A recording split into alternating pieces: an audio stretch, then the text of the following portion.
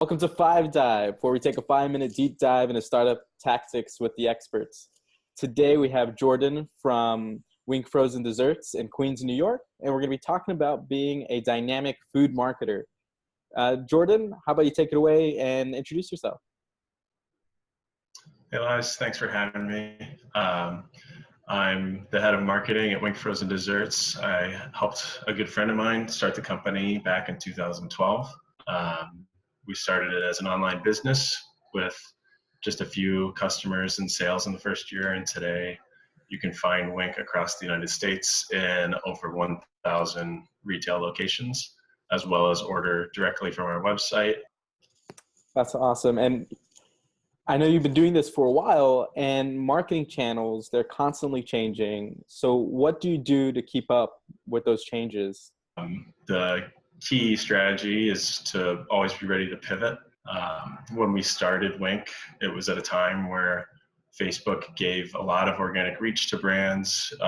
You could build a community and engage with that audience pretty relatively cost-free, aside from your personal time. As the years have gone by since 2012, we've seen Facebook kind of limit that reach. But as far as platforms, search campaigns to support, Google AdWords, test new things with Snapchat, Twitter, and then also build on that email marketing base as the brand grew. I didn't realize when we initially started was how Google AdWords really piggybacks off of that traffic of just web users tend to search products that they get served ads to. I'm guilty of it. I think just about everybody is. You see an ad, you know it's an ad, you don't want to click on it, and then you go to Google, search it, and then go through the interaction that way. Yeah. It's called in the industry a view-through conversion. But having a good keyword campaign in place on AdWords can really help maximize those impressions that you're not seeing as a click-through on Facebook, but you can still win them in that search experience. Pinterest is obviously trying to compete with all these guys, but I think LinkedIn is probably the quiet guy in the background that brings opportunity, especially working with CPGs. There's an opportunity to reach some of the buyers that are making those key decisions that determine if you get in or out of that chain. Yeah.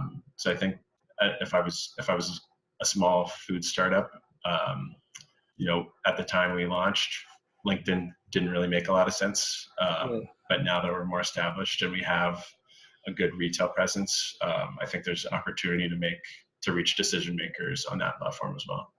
CPG is industry lingo for consumer packaged goods. So that kind of captures just about everything that you're going to find in the grocery store, to bouillon cubes to pasta, granola bars, you name it. Awesome. So you've got a couple different things going on. You guys were on Shark Tank, which is like a really awesome national TV show.